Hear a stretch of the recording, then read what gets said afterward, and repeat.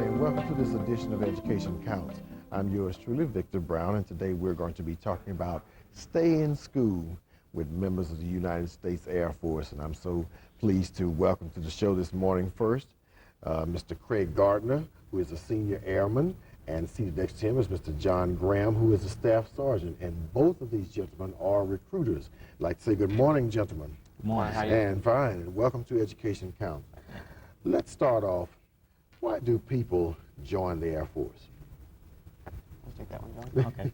According to surveys done in basic military training, new airmen say that the reason why they join the Air Force is to continue education while on active duty. Mm-hmm. Now, tell us this. I know from some years ago when I was in college, there were a lot of military personnel going back to school after they had done their duty and everything like that. Do they still have that particular program? And I think this was in all branches of the military. Yes, I think you're referring to what we call the Montgomery GI Bill. Yes. We still have the Montgomery GI Bill. The Montgomery GI Bill right now is at $19,980, and the way that system works is when an airman is in basic training, it's a voluntary program, and they contribute $1,200, which is $100 a month, and the Air Force will match that. And it's increased every year based on inflation. Mm-hmm. This fiscal year, we received a 4-point-something% pay raise. Well, the Montgomery GI Bill was also increased. Mm-hmm. So it goes up every year. So an airman joining today, when he decides to use it, it'll be over $20,000. Mm-hmm. What are some of the minimum and various requirements that are for someone that's really considering being a part of the Air Force? Well, we ask you to be a high school graduate, all right? You need a qualifying score on the Armed Services Vocational Aptitude and Battery Test. Mm-hmm. That's our test that tells us, what skills that you excel in, mm-hmm. And we cater that to the job that you require. Mm-hmm. And of course, we ask you to be a good moral character and to have physical capabilities mm-hmm. that we need. Yes. Okay. When it deals with physical capabilities, you're looking for someone that can really hold up under pressure, is that right? Of course. Different things like that, for especially the exercise and a lot of the workouts and what have you like that. Tell us, why do you require that the individual have that be a high school graduate? Well, in the Air Force, we look at education as a key to everyone's success. Mm-hmm. And if you in high school, you took the hard classes and you took the initiative to excel in high school, we know you're going to be a good member mm-hmm. Of the Air Force. And we just, think that those people with high school education are going to be our key people to mm-hmm. work with. Okay. Also, if I could add to that, sure. Also we have a lot of high-tech jobs and high-tech skills in the Air Force, and we want those individuals that have been applying themselves to be qualified for those jobs. Mm-hmm. What are some of the things that persons should really consider when they're looking to possibly be a part and join the Air Force? They would want to take a look at and consider the lifestyle of the Air Force, mm-hmm. what our mission is. Our mission is to fly, but that's not all the jobs that we have available in the Air Force. Mm-hmm. Okay, we do have what we call the mechanical area, we have the administrative area, the general area, and the electronics area. The general area are jobs such as security forces personnel. We also have what we call combat control and pararescue personnel. Mm-hmm. Those are the people, the pararescue personnel are the people that go in and get the down pilots and bring them home safely, mm-hmm. right? And also in the general area are our computer jobs. Mm-hmm. So we have a wide variety of areas to choose from. Mm-hmm. Yes. Say, for instance, a person has become a part of the Air Force and they want to get specific training in a certain area. Do you all do that? Yes, the way it works is when a person walks into the office and they want to apply for the Air Force, mm-hmm. the first thing they must have is a qualifying score on the Armed Services Vocational Aptitude Battery Test, mm-hmm. right? And they have to have a physical examination, okay? With those two things, the person can choose the job that they're qualified for. They have to be qualified in order to choose that job. Mm-hmm. For example, like we were talking about, like the computer jobs, they have to have a qualifying score mm-hmm. in that area and have the physical aptitude in that area to mm-hmm. choose that job. Mm-hmm. Yes. How can a person prepare to be a part of the Air Force Base? We know that you're stressing the importance of education. What are the other things that they should do to prepare to really make their stay in the Air Force a successful one? The best way they can prepare is to stay in school, graduate, study hard, stay away from drugs, and remain physically fit. And that's pretty much the key factors it takes to be a part of the Air Force. When you go out and do your recruiting at various areas and schools and what have you like that, is there a certain time that you all do it of the year, like now, of course, it's graduating time. All kids are coming out of school, and whether it's high school or college, and some may not know what they want to do. Is this usually the peak time that you would do that, or do you do it all year round? We do it all year round. We go to at least 2 schools every week. Well, I go to at least 2, and he go to at least 2 schools. So we're covering our campuses all school year long. This is a good time because, just like you said, it's graduating time. A lot of seniors are getting out, and a lot of them were not sure at the beginning of the year what they want to do, but now that the scholarships are out and they pretty much know which direction they're going to go, whether or not they're going to join the Air Force or whether or not they're going to go on to college, they know that at this point. Why is it so important for the individual, according to the Air Force, to have a real good education? To have a real good education? Well, coming into the Air Force, like we stressed before about the high-tech jobs and all, and also to excel in the Air Force or to excel after the Air Force, they're going to need an education. They're going to need some certification saying that they're qualified to do the thing that they've been working hard for their whole career. So an education will back that up. Do the individuals have the opportunity to go to college or take some college classes while they're in the Air Force? Yes, sir. Yes, sir. Individuals, we have what we call the tuition assistance program in the Air Force, and that pays up to 75% of the tuition while they're on active duty. They can take classes at lunchtime. They can take classes at night times when they're off duty. And the Air Force also allows you to take 30 semester hours a year with the tuition assistance program. So there's a lot of time and a lot of opportunity and a lot of money to take advantage of education while on active duty. Also, if I could add to that, the Air Force, we also have a loan repayment plan for students that have gone to school for a year or 2, didn't complete their degree, and they have these grants and loans out there. The Air Force will pay up to $10,000 of those loans for those individuals that qualify, and they can continue their education on active duty. The Air Force help them pick up those loans. Also, all the training that you get while you're in the Air Force, the tech schools you go to learn your job, all those are accredited by the Southern Association of Colleges and Schools.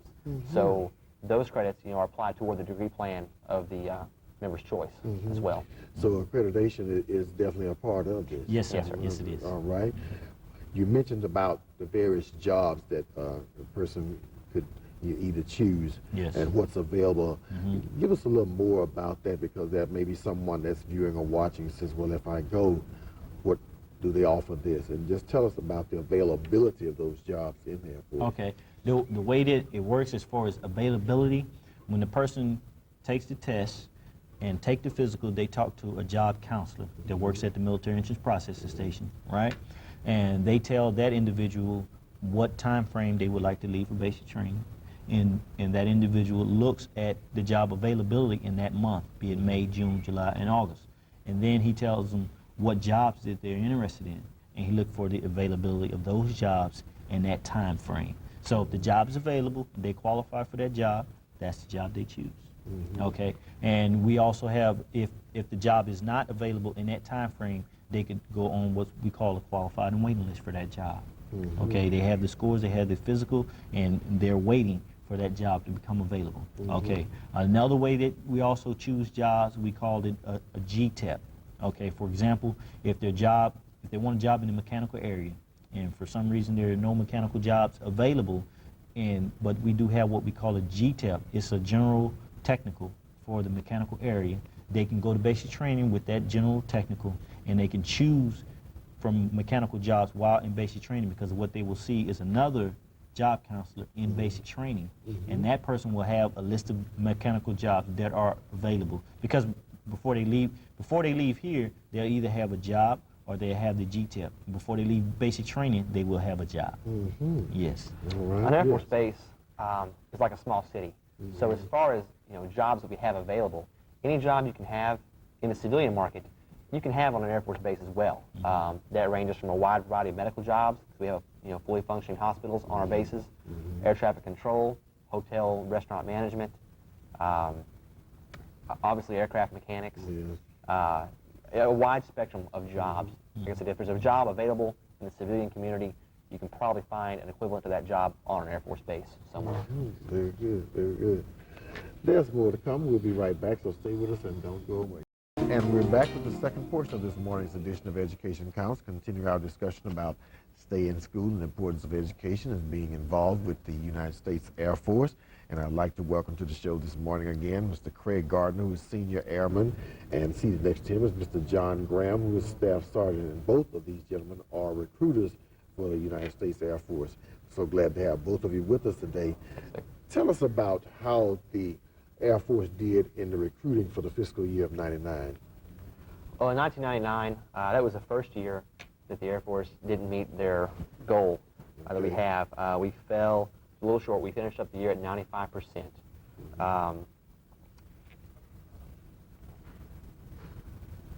Why do you think that happened? Right now, we're in a time where the economy is very good. Okay. The unemployment rate is the lowest it's been in years.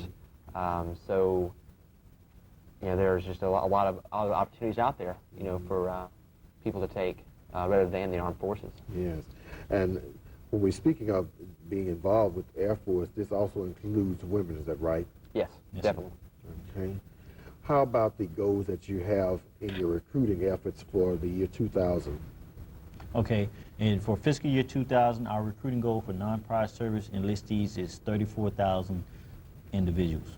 Okay, and for our officer goals, we're goal to enlist 104 pilots and 226 navigators, 225 technical, 695 non-technical, and 40 chaplains. And in our medical corps, we're goal to 80 physicians, 300 nurses, 38 dentists, 177 biomedical service corps, 37 from the medical service corps, and 317 from our scholarship program, because we do offer scholarships to juniors, or to juniors and seniors, and also to people that are already enlisted. We offer Air Force ROTC scholarships. So we're goal 317 new contracts for those also.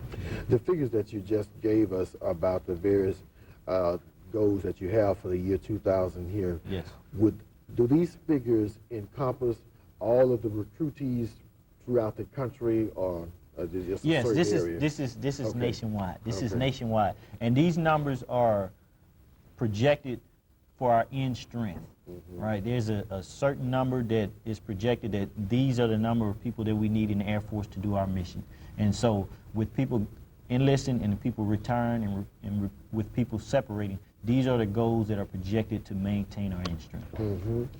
What do you personally think, as you were mentioning earlier about the economy, is one of the reasons that could be looked at as one of the reasons why you didn't really meet that goal that you had in '99.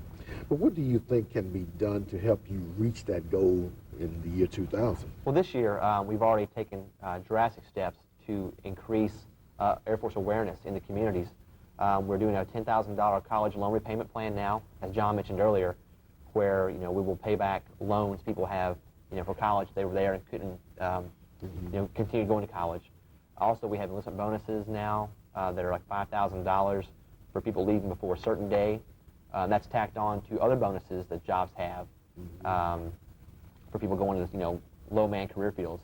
Areas we need people, we're offering them a monetary incentive to come into the Air Force. And we're also spending a lot more money this year on advertising. Yes. You'll see a lot more Air Force advertising this year than you have ever before. Say, for instance, the individual is in college and they make a decision that they want to enlist in the military, Yes. Air Force, whatever the case may be. With the Air Force, what would you do to possibly encourage that person or help that person even though he or she may not have finished their degree, would they be able to come into the service and work on what they did not finish? Most definitely. Like I mentioned before, all of our training is college accredited. So on top of the classes they've already taken, they would get credit for their technical school and apply that toward their degree. And they have ample opportunity, whether it be at night, on the weekends, or at lunch, to go to school and have the Air Force pay for 75% of it. So where they may have only had, you know, a one-year scholarship for $500, they're coming in now, and with our tuition assistance program, that's like having a 3-year scholarship to a 4-year school if you break down the numbers. So it's a great incentive for a person who's in college and maybe doesn't quite have the money to finish to come our way and let us pay for it for them. I know there's a lot of competition between the other military areas, but how do you handle that, and how is it being manned where you can get out there and get that untapped population, or even, you know, get people to be interested in coming and be a part of the Air Force? Okay. Air Force Recruiting Service, this year we raised the number of recruiters that we have in the field. We increased it by 300, and the next year we're going to increase it by another 500, because currently each Air Force recruiter has to compete against 14 other service recruiters, be it Marine, Navy, Army. They've always had more recruiters in the field than we have.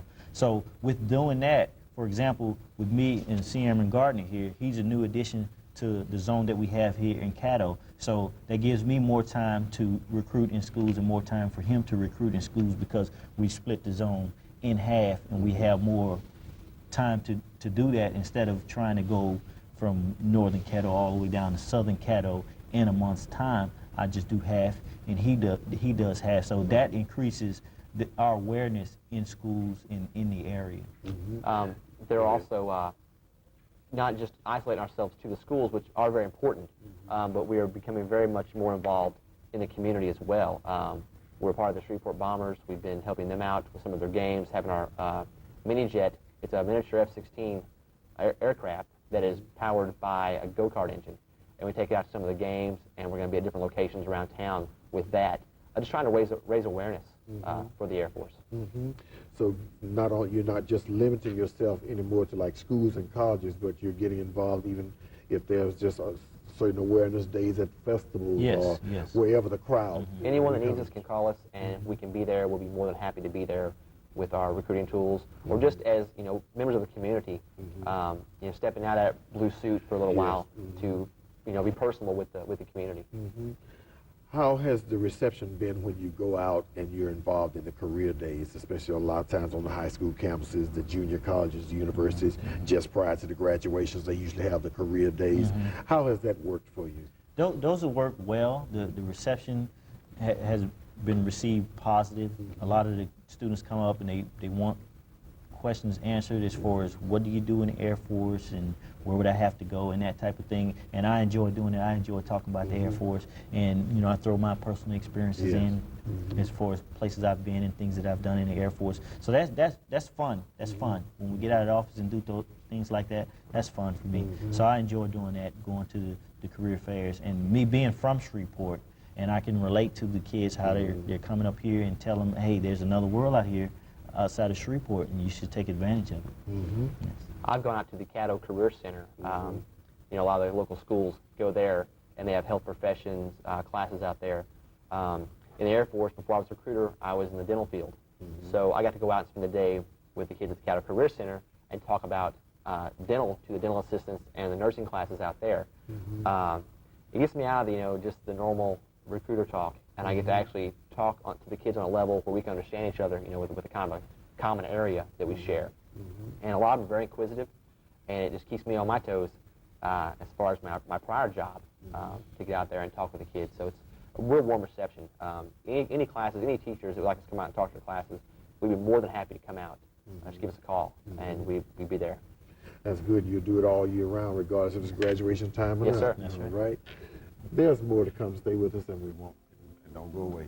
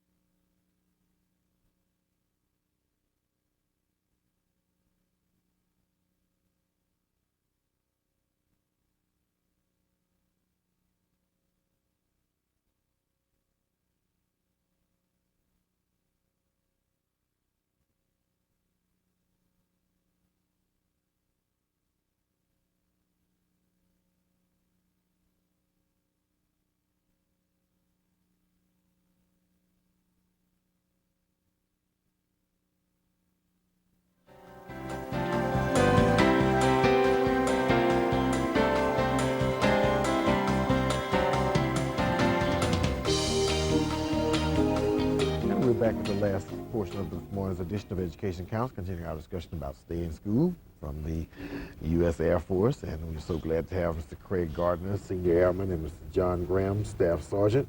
Both of these gentlemen have been telling us about what's going on in the Air Force and giving us the reason why you probably should consider going. Tell us about recruiting of minorities. How is that being handled, and are you reaching your goals? Okay. Individual recruiters like ourselves do not have individual goals for minorities, but Air Force Recruiting Service and recruiting squadrons do have minority recruiting goals. For African Americans, our recruiting goal for fiscal year 98 was 17.4% for non-prior service, and our target was 14%, so we exceeded that goal. Our Hispanic goal was 7.2% at Air Force Recruiting Service, and our target was 9.5%. Why is it so important to meet these goals? Well, these goals are based on the cross-section of the United States.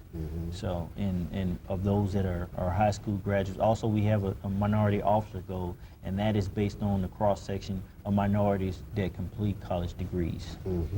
So, I guess you try to say we want the Air Force to be the same melting pot that the United States is. And say, for instance, that you have a message, and of course that message is education, and you want people to be involved. What would you tell the viewing audience? Because I know you always out constantly among people and giving that same message. But say, for instance, the viewing audience, they may not hear that message that you give to colleges, the high schools, and what have you, like the career days. What would you say to them this morning? I would say to them that the Air Force is hiring. We have a wide variety of jobs in various areas. I would say that flying is our mission, but we do concentrate on the mechanical and electronics areas, but the other areas we are also hiring in also, as far as the administrative area and the medical and the general areas like we discussed earlier. Our standards are very high, and we demand a lot from our people in the Air Force, and but we also offer them training, okay? Like we said before, high school diploma is required, but no experience is necessary because we train them in the job that they'll be doing in the Air Force. What about GED? GED, the Air Force, normally the Air Force accepts less than 1% of the enlisted force with GEDs. Okay. All right. There's a very narrow window that opens for GED opportunity, and then it's shut again. All right. Yes, you were about to say. We're not shy at all to say that we are looking for the best. And if you are the best, which I'm sure most of you are, and you think you're the best, give it a shot. Come, talk to us and let us tell you what we can offer you. There's a multitude of opportunity out there for everyone, and we're very eager to talk to them. Staff Sergeant Graham, what was the motivating factor to get you to be involved in the Air Force? The motivating factor for me to get involved in the Air Force was education. I graduated high school right here in Shreveport, Louisiana, BTW High School, and I didn't have the money or the means to go to college. And the Air Force has paid 75% of my tuition, and along with that also was the travel. Getting outside of Shreveport and traveling around the world. I spent half my career overseas because I wanted to, not because I had to, because I wanted to, and I got to experience other cultures, foreign languages, learn to speak a little Japanese, Skoshio Hanasimasu, and that's the motivating factor that has kept me in the Air Force. New challenges. Every time, this is my third job in the Air Force, being an Air Force recruiter. My first job, I worked in electronics and avionics field. I worked on various aircraft, C-5 cargo, the large Galaxy aircraft that we have, and various other aircraft, the C-17, the new cargo aircraft that we have also. And I worked with that, and when I decided for a new challenge, I would try out the instrumentation and telemetry field, working on new electronics, working with what we call the test dummies, like Vince and Larry, you heard of those. But we have programs like that in the Air Force where we check out our ejection seats. And I worked with that challenge for a while. And the way I got into recruiting, actually, I was home on leave talking to some of my younger cousins about the Air Force, because they kept asking me about the Air Force. And talking to them, I said there must certainly be more young people that are interested in the Air Force that haven't heard the answers to the questions that they're looking for. So I volunteered to be in recruiting, provided that I could come home and recruit. The opportunity was available. I jumped on it, and I'm here at home recruiting. Very good. I'd like to say thanks so much to both of you gentlemen for being with me. Senior Airman Craig Gardner, as he was saying, when you go out to the Career Center, how you can give your experiences, and somehow that really helps. Those experiences will help encourage other young people. And thank you, Staff Sergeant Graham, for being with me. Thank you, and join me again on next week when we'll have more Education Counts.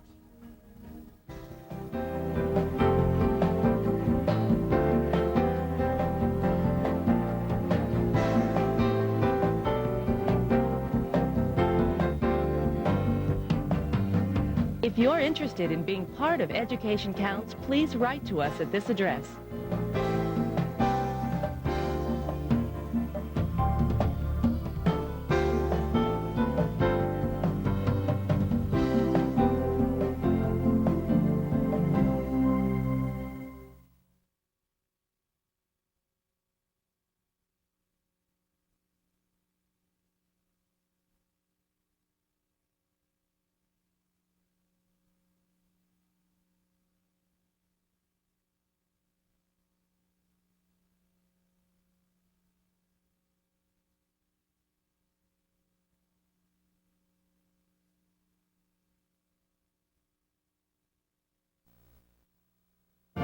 To try to understand that we all believe in one thing, and that's our Almighty God. Thank you again. We wish you a very, very Merry Christmas, and thank you for joining us.